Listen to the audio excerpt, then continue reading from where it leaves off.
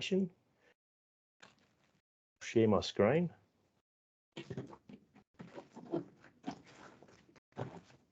Just bear with me.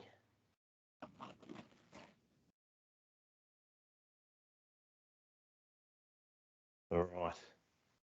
Now, hopefully everyone can see my screen there. So today is a local government connect session on 1000 Play Streets, and it is for local government, but it's also for other interested parties. We've had a lot of different community organisations tap us on the shoulder and say that they'd like to hear more about 1000 Play Streets, and particularly early years centres interested in getting on board and seeing Play Streets as a means to help connect with families and parents and broader community. So today we've come together to discuss some key issues pertaining to temporary street closures for connection and play. But more broadly, we're talking about how we open up streets for people. It's also an opportunity for us to help build our network. So we're really keen on connecting you all because we know that these kinds of informal connections is so important in terms of enhancing local government practice and our own practices. So for those who don't know about the 1000 Play Streets movement, Play Australia, we've been working in this space for about 2.5 years across pilots and evaluations, and we officially launched the campaign in September last year. We certainly weren't the first to encourage street play in Australia. Street play happens all the time, but we're hoping to really support the movement and learn from those who have been working in this space for the last few years. And look, the campaign at the heart of it, it's all about empowering Australians to reclaim their quiet residential streets as places for neighbours to connect and play, to create stronger and healthier communities. The focus of today isn't so much on the value piece of Play Streets, it's more about the how we do it. So what's good practice and what's not, what doesn't work, and how can we all move forward in this space. And lastly, I want to say a big thanks to Sport Australia, who provided us with funding in 2022 this year to scale the campaign nationally.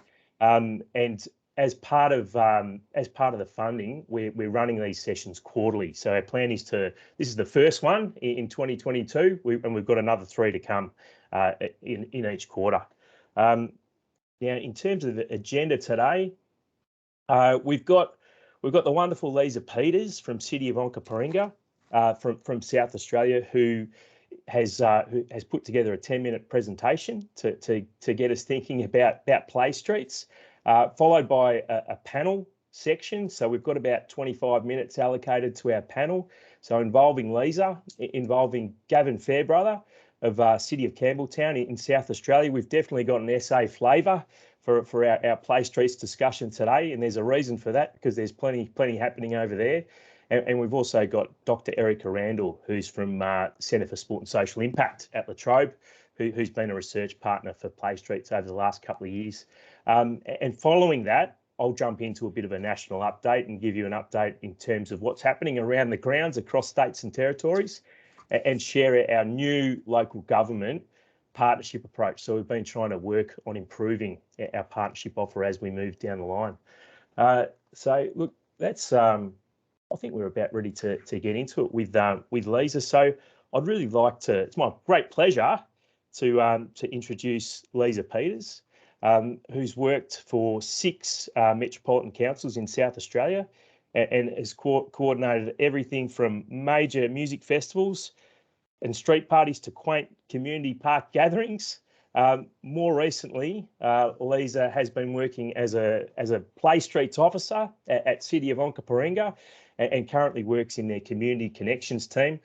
She's an absolute wealth of experience when it comes to Play Streets and also Spooky Streets. But Lisa, you'll have to let everyone know what Spooky Streets is because it's a bit of fun. But Lisa, I'll pass the conch over to you, and it's all yours. Yeah, lovely. Thank you, Kieran. Hi, everyone. As Kieran said, I'm Lisa. I'm from City of Onkaparinga, which is in South Australia. Onkaparinga received funding from Wellbeing SA in the Open Your World category, and that was to partner with Play Australia and Office for Sport and Rec under Game On to do Play Streets in our city. So the objective was actually to hold 12 play streets in residential areas, and that was going to be 4 hosts running 3 sessions in each street. We actually achieved 15 play streets over the year, last year. 5 of those were for Halloween, which we titled Spooky Streets. And we had over 1,000 people throughout the whole year attend all of these wonderful street gatherings and play streets. They with kids riding bikes and skateboards and people sharing food, all sorts of wonderful things were happening. People meeting up for the first time. So I thought I'd give a few things that we found along the way. So with advertising, we found that with our promotions, especially through Facebook, we needed to be really clear about what was expected of people. We actually found that when we put the post out there, we got over 40 expressions of interest. Some of those thinking they could close the road within, 1 week. Some thinking that council were doing everything. So we had to be very clear the next time about what was actually expected. And then there's also the cost involved. So in South Australia, we have to advertise it's a state government regulation, but to advertise in the paper, and that's up to about $400 per advert. So if you're doing a lot of street parties, that's a lot of money. But we're here on the grapevine, things are about to change. So watch this space. Play Streets Guide and loan equipment. So when we started this, we actually started a bit of a guide to help the residents, the host residents, step by step along the way, what was required. And in this guide, it had things like templates for letterbox dropping, risk assessments, brief running sheets, things that they need to know along the way to help them with their play streets. Also along the way, I'd help guide them throughout everything too. We also loaned out bats, bowls, sporting equipment, hula hoops, that was a really big one. And we provided giveaways such as skipping ropes, frisbees, chalk and bubbles, so that kids could continue to be active. We found that in the low socioeconomic areas, the kids really valued these things. In fact, I was there when there was a whole group of kids at one of these events, and they valued these things so much that they took the skipping ropes and the frisbees home and then came back to play. In some of the other less low socioeconomic areas, they didn't need that sort of stuff, and they even returned it to council. So, but yeah, really valued in some areas. Traffic management, that's always a big one. Our traffic management department provided the traffic management plans, and with this we require hosts to actually find marshals. Some of the hosts and their marshals we found weren't very confident about this, so that's where I would go out and talk to them about what the traffic management plan is, where to actually place their road closure signage, etc. So that was one of the things that I also offered, to come out and help them. Also, if they couldn't find traffic marshals, a couple of times I went out and became a marshal myself, so hands-on, and that was really interesting to find out what hosts were really struggling with. Some of the most important aspects we found were those that actually had traffic marshals. The more successful events were those that had a team effort that would traffic marshal. Some of those traffic marshals in rotation, they were more successful than those that where hosts tried to take on too much themselves. And in fact, I think I went out to one play street and I was like, I don't think there's a traffic marshal even on the gate allowing the cars to come and go. So with the hosts, I found that some of them didn't have the confidence, and so I found that along the way the best part was myself in my role, going out and talking to them and being there for any questions they had. And that really did build their confidence. The follow-up visit, people loved me to coming out afterwards, and they loved to share their stories about what happened and how the kids ended up playing afterwards and things like that. So, and with the hosts, at one stage we did have, just before we started Spooky Streets, we got together with all of the previous Play Street hosts, so that was 10 different hosts, get together and meet these new potential hosts for Spooky Streets. And the Play Street host was so excited to be able to help these new hosts that they even wanted to come out and help traffic marshal. So the willingness for them to help one another was so great that we want to continue this network. And even one of the hosts came out to the Spooky Street host event to play with her kids. So just a couple of little stories I thought might help along the way to give you a bit of an idea. I was at one of the events where this older gentleman came up to me, and he said he'd lived on the street for 40 years, and he said that how much the street had changed in that time. And then another older gentleman had come up and he said, oh, I've been here for about 30 years. And I said, so you must know each other. And he said, no, we've never met. So they met for the first time at that Play Street right in front of me. It was just amazing. And then I found out the guy that had been there for 40 years, his wife had died only a few years earlier, and he was living alone. Now, one of the Play Street hosts on that street lived right next door. So, and she'd been waving to him, but she'd never really chatted to him. And I'd found out since they have been talking. So that was absolutely amazing. And wouldn't have happened if we didn't hold this party. It's this Play Street. So another one was where a little boy who'd lost his mum earlier, a few months earlier, she'd taken her own life. He'd been very disconnected with friends and family. He came to a Spooky Street. He started connecting with others for the first time, and he even smiled. So it again shows the value of what this movement is doing. So yeah, and there were many other stories I could tell you, but if you get on board, you probably find your own stories too. So people getting together for the first time. People started a Facebook page just to start this, start a Play Street on their street, and they've continued to use that platform to connect with one another. So that's really all I have. But what I'd say is it's been such a journey. It's been an amazing year working with Play Street. So yeah, jump on board, I'd say. Any questions?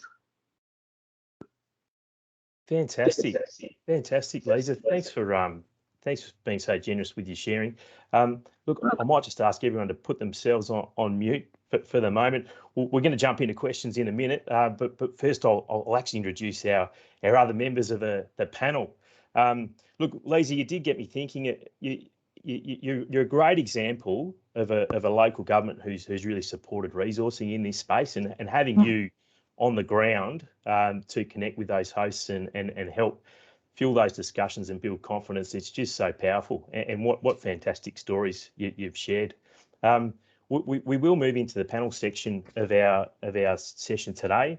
So as well as Lisa, I'd also like Gav and Erica to join this next little bit. Gav is a Community Development Officer, Children and Families, and lead for Child Friendly Campbelltown in South Australia. Our vision at Campbelltown is children are visible, thriving, and have a strong sense of well-being. We want to see more children more visible in our public spaces, including shops, local streets, parks, trails, and nature areas, which is why we're committed to being a partner in 1000 Play Streets.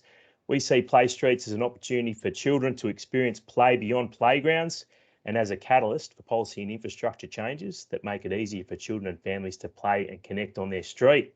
So welcome, Gav, to the day. We've also got Dr. Erica Randall, who is a Senior Research Fellow in the Centre for Sport and Social Impact at La Trobe University, where she's been there for about 10 years. And during that time has worked in the areas of sport, physical activity, active recreation and play, mainly from a public health perspective, looking at participation and improving the quality of experiences. Eric has been evaluating and providing research support on Play Streets for over 2 years now. So look, I noticed that there was a welcome, Erica, to the panel as well. Great to have you here. Now I noticed there was a hand up before, and was Philippa? Did you put up your hand? Yeah. Can I welcome you to the conversation? Unmute yourself, and by the way, it would be lovely if people introduced themselves as well. Would love to hear where you're from before you pose your question. Philippa, first question. Thanks very much. Oh, notes there. I'm joining you from Wongal country, and the city of Canada Bay. So I'm a landscape architect, but I've got 12 years experience in designing playgrounds, and I'd love to be involved in 1,000 Streets. So my first question is, what has been some of the lessons that you have learned, and have you come up against any negativity from community, and what was that like, and how did you deal with that? Lisa. Yeah, we had a person who was on one of the streets contact one of the hosts and contacted council to say they didn't want the play street. In response, we actually explained what the process was and why we're having it, and to close the road to for kids to play, and basically they were saying that they were shift work and all the reasons why they didn't want the road closed, and then they did the host actually decided to run a survey on the day, so it prompted her to run a survey to find out all the reasons, how many people came along and how many people actually appreciated it. So they could actually then go back to that person and say, this is the feedback, and this is how many people's lives have changed and it been influenced. So that actually really did help out. So yeah. Gav, in your experiences at Campbelltown, have you found that you've, I guess, had much pushback from community on the streets in trying to support opening streets for play? I would say one of the lessons learnt is that this is the sort of thing that community are really seeking. So pushback is extremely rare, and something to think about in council is if you can take the time to support good engagement on the street that's part of a potential street closure, that makes a lot of difference. And some great icebreakers. Once people understand that we're creating an opportunity for kids to have fun on their street, a lot of older people in the community can relate to their own childhood experiences, so that's a very positive thing to tap into. And I think we spent a lot of time risk management around traffic control and support. The interesting thing when you talk to community that deep down really want to do this, the thing they worry about the most is social risk more than other risks that we often plan for. So in other words, you know, if you're hosting a party on your street or a street play event, the thing you worry about is no one's going to turn up to the party that you're putting all this effort into organising. So I think from a council point of view, it's being mindful of that lack of confidence that Lisa talked about. And there's a lot of really simple people-orientated things you can do to build confidence and provide support. And particularly if you can get out of the office and do like what Lisa described, to actually go and visit people on their streets, it actually becomes a very rewarding thing to do as part of your role in council. Our traffic support system's quite different to Onkaparinga in that we use our outdoor staff to help with traffic support. And one of the really nice things that's come out of our work is the depot staff love doing it as well, because it's a positive community thing they get an opportunity to be involved with. So lots of other lessons learnt, but that's a couple of things that come to mind. Great internal culture there, Gav.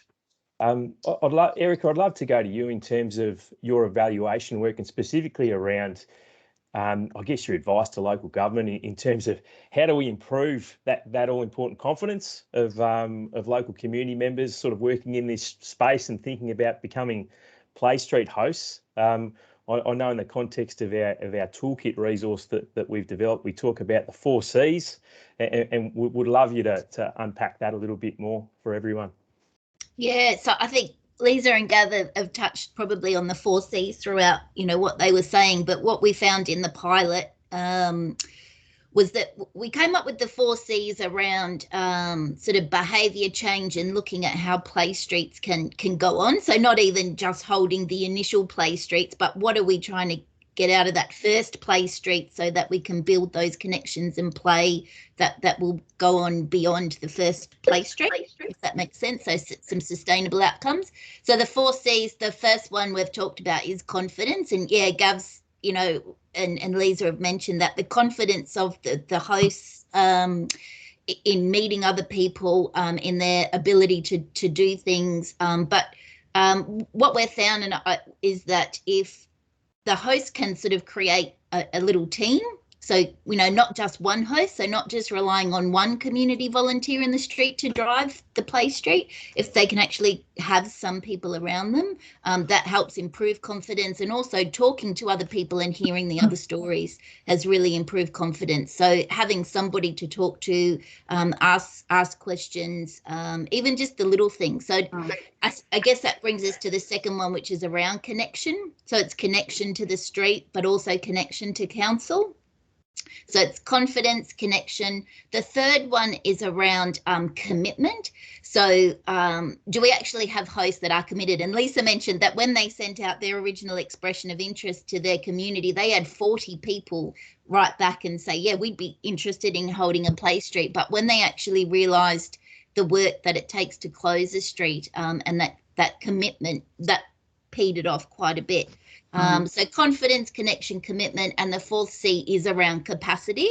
And I think the capacity of the community, you can look at, well, what is their capacity to actually access an online form, fill in an online form, create a traffic plan, or go and do traffic marshal training, even their capacity to walk next door, and their confidence around connecting with other people in their street. So what we heard, in Victoria, there is a requirement to close the street. You need to get 80% of people to agree. And as Gav said, having council actually there and go and door knock, and making those connections with people, I guess, really helped to overcome that challenge.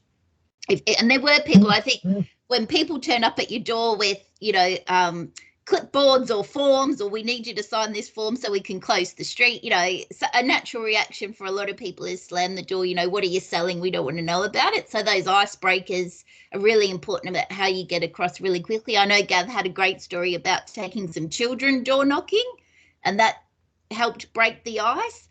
So it's that ability, if council's there, what we heard from some Play Street hosts, if council is there with them door knocking initially, it gives the Play Street some legitimacy.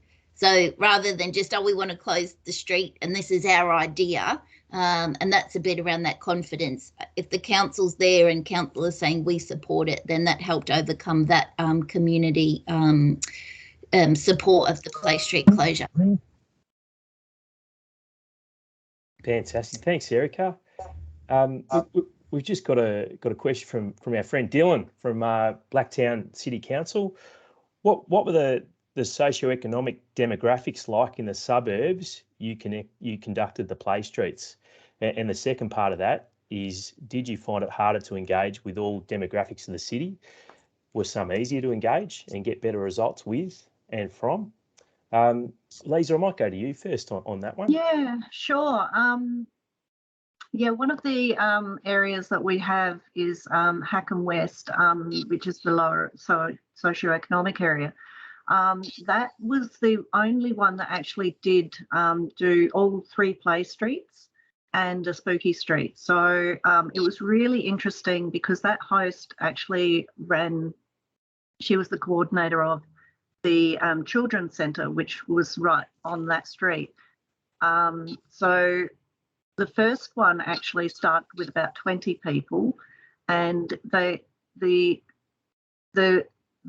street really it was really an interesting one because it showed that people were just coming out. They weren't too sure about this thing called Play Street. But by the end of it, when they did their Spooky Street, they had over 100 people there. So each time it progressed a little bit more. So that environment slowly grew to actually engage a little bit more. And that was actually the street where the two gentlemen met for the first time. So you could see they started engaging more and more. And that was actually the street where the children took their toys away because they valued it so much. So again, it was a softly approach with a great outcome. So yeah, like I said, we didn't find it that hard to engage. They gained their own confidence along the way, I guess, and with the encouragement from the children's centre. So what's the rest of it? Yeah. It was a really, really interesting one to be involved with, to see how much they grew, how many results they had. Yeah, fantastic. And having that all important third party being the Children's Centre to help. Absolutely. That's wonderful. Yeah. Gav, can you talk a little bit about how Campbelltown's gone about, I guess, demographic targeting and what you found through the process? Yes. Our demographics are quite mixed. We've got an interesting east-west divide in our council area, but we're very deliberate in targeting our most vulnerable streets and neighbourhoods. And so we have a targeted community engagement approach as well as a more mainstream marketing approach. And I think we'd all know from experience where there's already capacity and capability within a street, because they're in an advantaged household and or street, then it's going to be easier for them to do it. And there's still a need for it on those streets, but we're much more interested in investing our resources in more targeted disadvantaged streets. I would say it takes more time and more resources, but the outcomes are just amazing. And there's a lot of good research that says the more time we can put into improving the built and social environment in our disadvantaged communities, the better the return from a public health point of view. And I think street play is one of those things that we can do at the very local level to help enable that to happen. And definitely anecdotes as well as some of the evaluation that Erica's done, we've seen those benefits.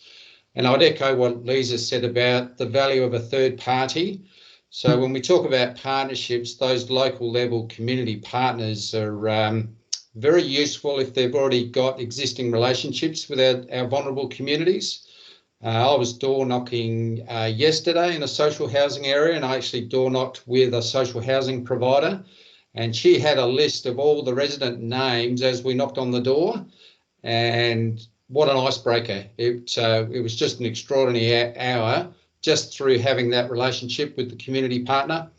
And I think children's centres and preschools and kindies are another really useful partner to have, particularly those kindies that are located in our disadvantaged communities.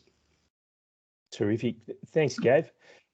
Erica, I might bring you into the conversation because we're talking about different models and models that target low SES demographics.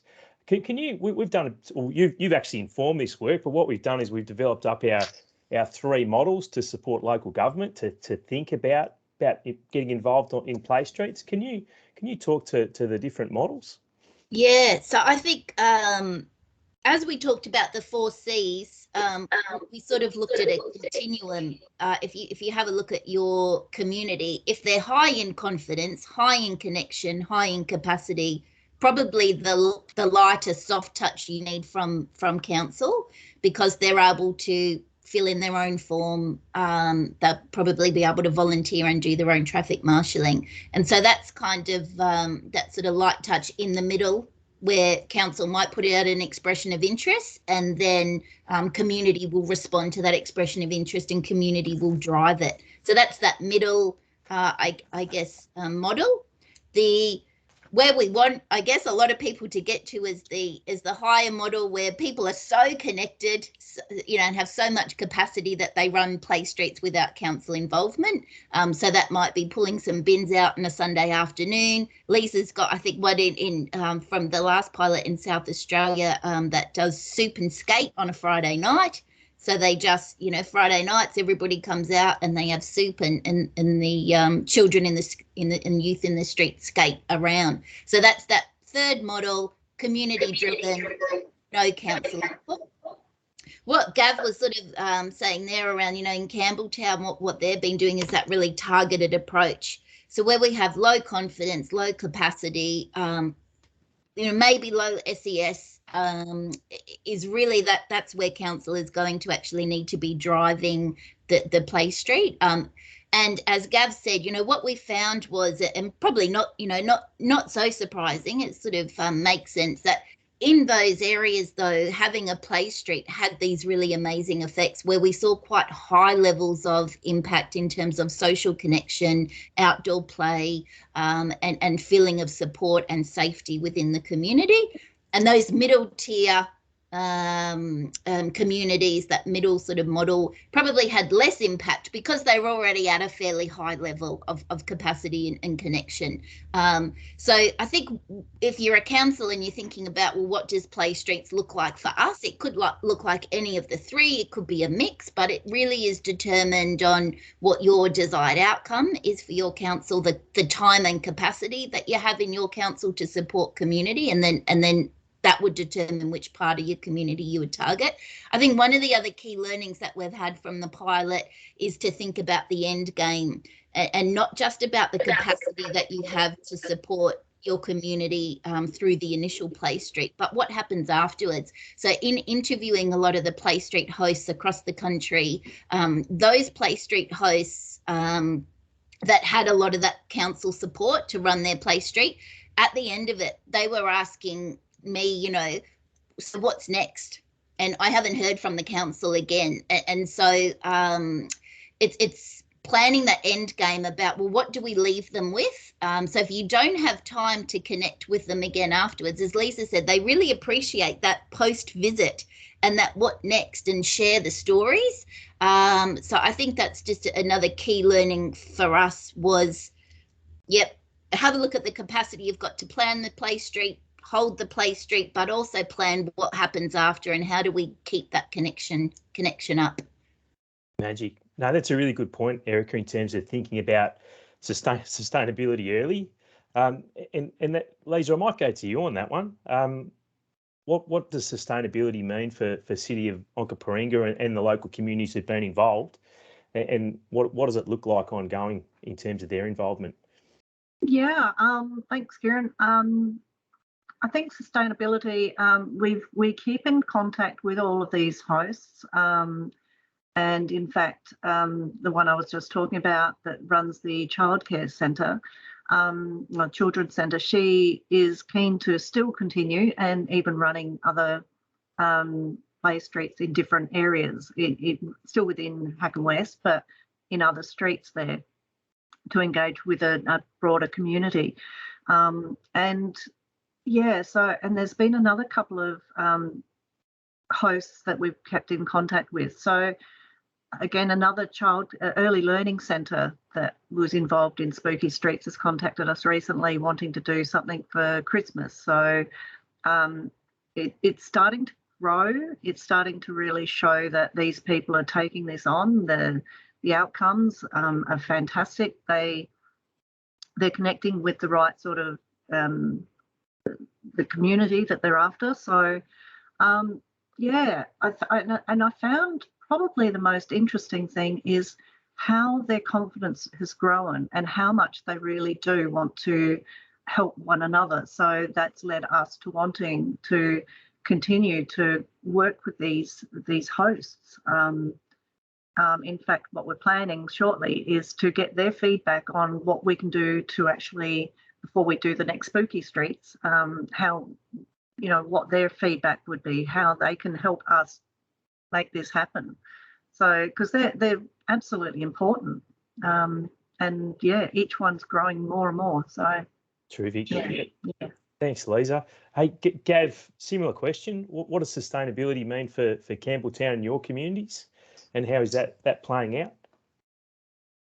I think about sustainability a little bit differently, but I like hearing Lisa's views because it's given me some ideas for Campbelltown actually. But I think sustainability for us is that council at the highest level is very committed to child-friendly Campbelltown, and also to Play Street as a mechanism for connecting neighbours.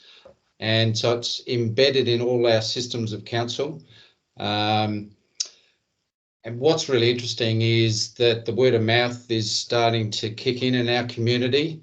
So we did budget last year for 6 sessions. We've changed that to 20 now, but we're getting to a stage now where we'll have to think about the resource implications of growing demand and think a little bit more about our model from a sustainability point of view. But it's a healthy thing to be thinking about, I have to say. Thanks, Gav. Philippa, we've got another question from you. Fire away. Yeah, thanks very much. I have so many questions, so I'll probably follow this up with people later. But the first question I have is, did you feel that some of the new hosts needed to see case studies and examples of projects? And Gavin, this is a question for you. I'm really interested to know how much your sessions, or any of you really, how much your sessions cost, as a ballpark figure that I could kind of consider as well. So the first question, we're just at a really interesting point or stage in South Australia where I think the word of mouth is having the biggest impact.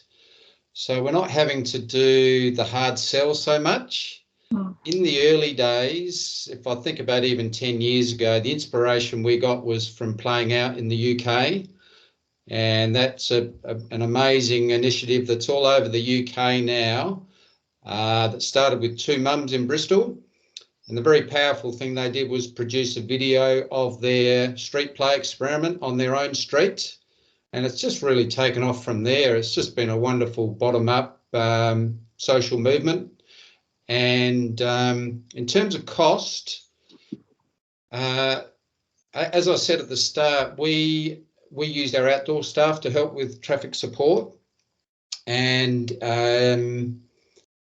I think from memory, it's about $150 per street event. So that's probably the most significant cost. But we absorb that into council budgets because we value it as something that's core business to council. The other significant cost is the requirement to advertise a street closure in a local written paper. And we don't have as many local papers as we used to, so we're having to go to the advertiser for some councils, which is $400 per ad. But we've been doing some advocacy to get that rule changed, and it's looking very promising that local road closure advertising can occur through a council website.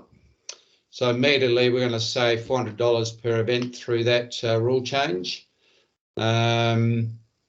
What are the other costs of? In the bigger scheme of council, I would say it's a very affordable activity. It's more the time cost of working through the red tape around traffic support. And once you get your systems in place, that gets easier and easier. So the first 1 or 2 you do, it's hard work. But again, the benefit of this network is you can call me or you can call Lisa and find out how we did it and learn from us. And I really want to congratulate you, Gav, in terms of spearheading a lot of that advocacy work around working with DIT to challenge that outdated legislation. So well done, Gav, because you've been a huge part in initiating that change. Sorry, Lisa, I didn't mean to cut you off. No, that's good. Yeah, I exactly the same as Gavin. The only cost we really found, public liability was one that we also cover. So, and the advertising. We actually bought some new road closure signage, and we actually did create a lot of different play equipment that we could take out to different events. So that's really the main costs. And as for the hosts, the gatherings, they what was the question? The neighbours needing help? Case studies, if you found that they needed case studies Yeah. to kind of fire them up or inspire them that it would work, essentially. Thanks. We actually ran neighbourhood street gatherings prior to doing play streets, so we did have a little bit of a model. We were piloting that for about 2 years prior to play streets coming on board, so we did have quite a few people that were keen. So we found that people were interested to get on board and do this sort of thing. And then when play streets came into it, we were like, well, we've already given this sort of a little bit of a go. So and the feedback was really, really positive. So it was great timing and perfect opportunity. Oh, that's good. I've got my hands on a secret list of the street parties that happen in December. So those people would probably be my first point of call for a pilot program, I'd say. Excellent. Yeah, that's what we found. Christmas time was probably one of the most popular times. Very good. Thanks, Philippa. Thanks, Lisa. We've got a couple of minutes left in our panel section, so we might go around the virtual room for final thoughts. Anything you'd like to leave our attendees with in terms of sharing. Erica, I might hit you up first. Have you got any gems? Well, I think just going back to Philippa's question, I think the really great thing about sharing the stories is trying to get communities to keep it simple. You don't need all the bells and whistles. And we had, a couple of play streets that probably had a lot of that. And, and what you really just want is getting people out and creating their own play, and that self-driven play, and let children lead it. And that really creates those sustainable connections that have that sustainable impact, which is, what we're all looking for. So I think that's the power of the stories, is just to build that confidence and show it's simple, just close the street, pull the bins out, get out and play, and people know what to do. Easily replicable, isn't it? Yeah. Terrific. Thanks, Erica. Gav, final thoughts from you? I think I'd just reinforce Erica's point. Kids have an amazing ability to have fun, and just let them do it by closing off the street for a couple of hours. But it's not just the kids either. Humans, we're all social creatures, and we need this social connection. And I think one of the loveliest stories I had when I did it on my own street, my teenage son, he just said, I can't believe how easily all these strangers connected. And that was just through a fun game of cricket. So embrace it all. Amazing. Thanks, Gav. And Lisa, to round us out, final thoughts from yourself? Yeah, I've found it an amazing experience. The connections that people have made along the way has been absolutely incredible. The people that have continued to have these new friendships is so valuable. Like when I've gone back to hear the stories, they've told me so many things, how the kids have continued to play with one another. The Facebook page has continued to connect people. It's just amazing. So yeah, it's wonderful. Fantastic. Those connections are valuable. Thanks, Lisa. Thanks, Erica. Thanks, Gav. We'll close our panel session there. It is all about connections, isn't it? It's about connections between local government and community, and between communities themselves. I actually want to backpedal to my intro. It was remiss of me not to actually recognise a number of our current professional networks and connections who currently work in New South Wales and Queensland, and who are doing it tough. through this time. And I just want to stop and take a breath and just say, look, we are thinking of you during this difficult time. And look, you're an important part of our network. And look, we're hoping that things become normal as they can be for you as soon as they can. But look, thanks again to our panelists. To round out today, I'm going to take you through a bit of a national update on what's happening around the state. So let me share my screen, and I'll give you a bit of a fly around the grounds. All right. So we've got 1,000 play streets. We've been lucky enough to we've worked hard for it. I say lucky enough. We've worked hard to unlock some additional funding through Sport Australia this year, and because of that funding, we're looking at how we grow 1,000 play streets post pilots. So we've run our pilots. We're packaging up our resourcing and our partnership offer to local government, and that's available for local governments nationwide. And we encourage you to get in touch, and we'd love you to join the movement. In terms of what's happening locally, South Australia, there's just been so much energy in SA. Hence, we've invited Lisa and Gav to be part of proceedings today. Office for Rec, Sport and Racing have really supported play streets in SA, and we've been able to pilot with Campbelltown, a multicultural pilot connecting with hard to reach communities. And more recently, over this current 12 months, we've been working with a network of 6 local governments around Metro Adelaide. And that network's been fantastic because we've been able to come together and talk about local issues. And as a result, we've been able to work together to discuss local advocacy, being challenging those outdated advertising needs. So look, it's we'd love to see that kind of network emerge at a state level to talk about local advocacy needs, and so local governments can really talk about the issues around play streets that are common in their areas, considering legislation and policy. So with our work in SA, we're currently looking at pitching to Office for Rec, Sport and Racing for round 2 of their partnership grant, which is due in about a month's time. And we're currently working on that submission now to think about, right, well, how do we currently service the local governments that are involved in our network group? And how do we actually say, right, well, we're open for business and more local governments, particularly around Metro Adelaide, are welcome to join. So lots happening in that space. We also saw City of Onkaparinga get some funding through Wellbeing SA, which was fantastic. And we saw the wonderful Lisa Peters being appointed in her role as a Play Streets officer. So we love that. We love to see examples of local government really backing resourcing. In Victoria, so we had a couple of local governments involved in Victoria in our initial pilot with Sport Australia, being Darebin and Moreland. Through the Sport Oz focus in 2022, we're working more intensively with Dandenong City Council to connect with communities in need around play streets. But the other thing we're doing is we've pitched to Vic Health to support their Big Connect program.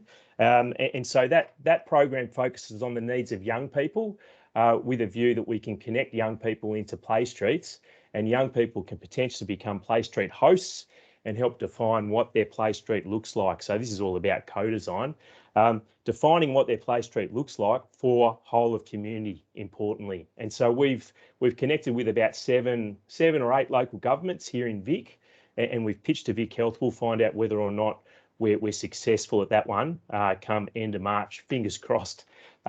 In Western Australia, we had City of Vincent and City of South Perth involved in our initial pilot, and they were absolutely wonderful partners.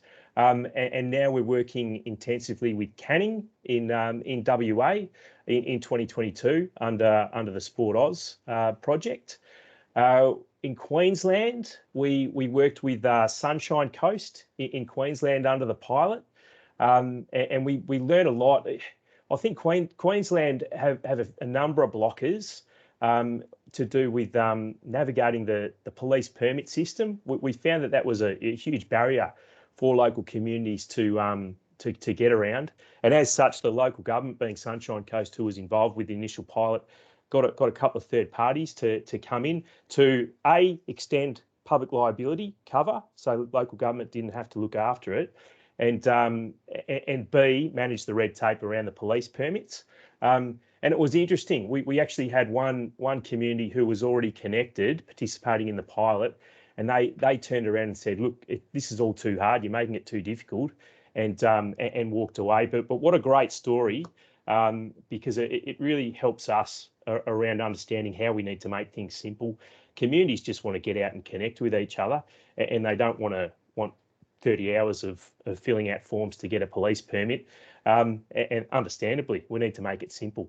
But we are committed to scaling in Queensland, and we've more recently connected with an active travel network in Queensland, including Queensland Walks, Outdoors Queensland, and Main Roads and Transport, to sort of look at, well, what does the growth plan look like? But really keen on working with local governments in Queensland. We've knocked on the doors of a number of larger local governments in Queensland. It would be really interesting for us to work with some smaller local governments, potentially more agile in this space, but we'll see based on interest. New South Wales, we're under the Sport Oz funding. We're working with the wonderful Blacktown City Council, with Matt and Dylan, who are online today, and we're really excited about that to support their communities. And look, it's that will be the first local government that we work with in New South Wales, so that's really exciting for us. But I will say we have had a number of local governments in New South Wales reach out to us who are interested in Play Streets, and we hope to encourage you to come on board and join the movement in due course. In Tassie, we've got a growing network when it comes to our Play Committee in Tassie. It's pretty new, our Play Committee / network, but lots of interest in what we're doing, lots of interest in our campaigns, and we're connected in with the state government there, with a view that we can connect Tasmanian local governments into the campaign in due course. Northern Territory, we've got about 3 members in NT. It's a focus for growth for us. And look, we have had some interest from a couple of local governments in NT, and would love to see us scale there as well and support local efforts. ACT, we're actually working with ACT government at the moment, not around Play Streets, around Playground Finder, which is a different campaign. That's about supporting families to find play spaces. File that one away. It's not necessarily what we're talking about today, but it is a great movement. But it's encouraging because what it means for us is that we've got a conversation going with ACT government, and really keen to approach them about Play Streets after we cover off on our Playground Finder project that's current. That is a bit of a whip around the grounds. The next thing I wanted to do was to jump back into our model for local government partners. We've really been putting some work in to improve our model. So if you jump on our website at the moment, the content for local government on our website will be updated. We aim to update the content come 1st of April to tie into the first quarter, with a view that we can make it easier for local governments to support the movement and get on board. So I'll quickly take you through what all this means. So what we're asking local government to do is download our resources. We've got an amazing toolkit.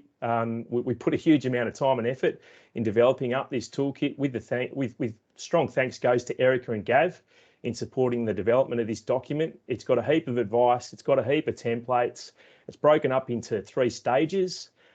Get Ready is about looking at internal readiness within local government and looking at whether or not you need to advocate internally. How do we break down those silos? How does community development work with the roads teams? How do we ensure that the CEO really supports and those KPIs are reported to them? The next part is Connect. So looking at how local governments connect with Play Street hosts and how we connect more broadly with communities and create welcoming environments and support those Play Street hosts down the line. And growth is about capturing all those stories and embedding within practice as we move down the line. So look, it's easiest just for you to jump on and check out the resource, but it's anyone can download it, and please, it's there for your use. In terms of our partnership offer for local government, we're changing. We're changing how we roll this out. And what we want to say is that anyone can become a partner of 1000 Play Streets. And it's now free, or it will be free, with a full benefits membership very soon.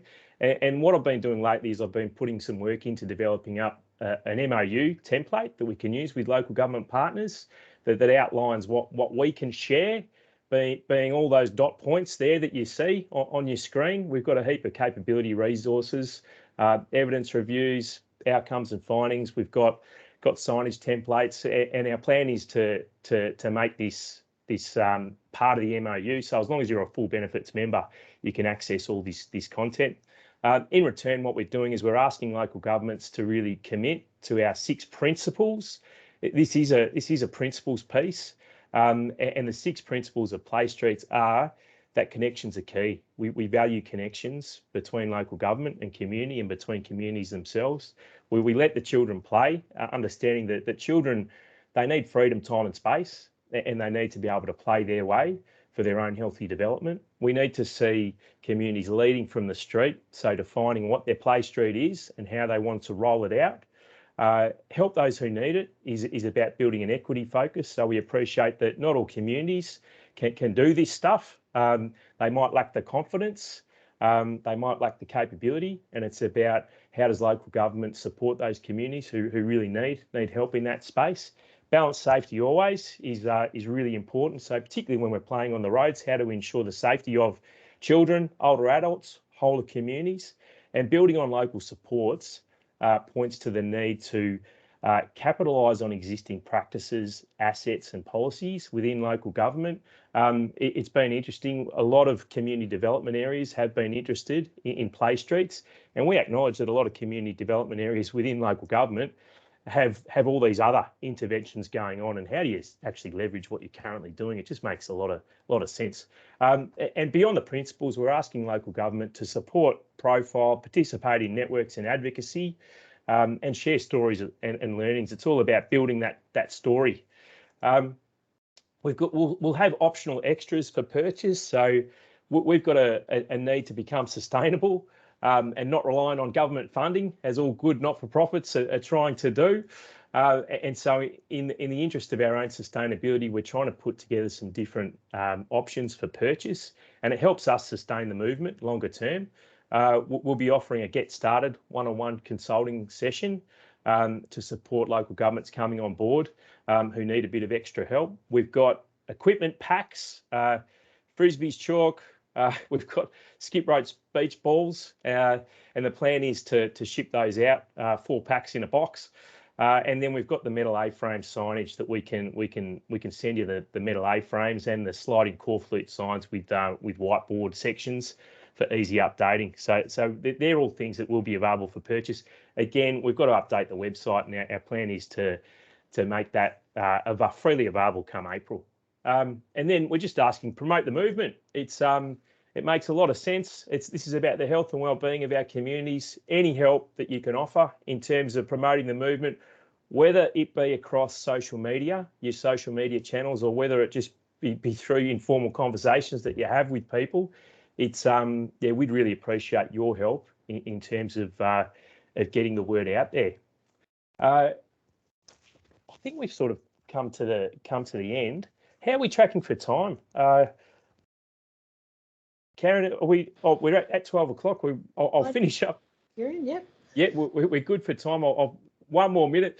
Get in touch. Here's my contact details. Please send me an email if we can help in any way. If you're interested in discussing any of this, please, we're open to having conversations and understanding what you need to help you move forward. Please subscribe to our e-news. It's a great way to stay up to date with what's happening with Play Australia. And what I've done is I've created a survey, which I'll send out to you all today. And that survey is asking things like, are you happy for us to share your information with attendees so we can start building that informal network? And what do you want out of these sessions, particularly as we look to organising 3 more? Are there specific topics that you'd like us to shine a light on, or do you want case studies from different states? I would imagine so. But look, let us know, and we'd love to hear from you. So look, that's sorry if I seem a bit rushed. We're about 12:01. Look, that's the formal bit of today, all done. I'd like to thank all our attendees, Lisa, Gav, Erica, Karen for driving the back end. Next week we have a members only session with Michelle and Bree from the B Centre, which is the largest charity in Australia dedicated to play therapy. What is play therapy and how does it all work? We'll find out next week. Look, thanks everyone for joining us, and look forward to future conversations. Take care all. Thank you.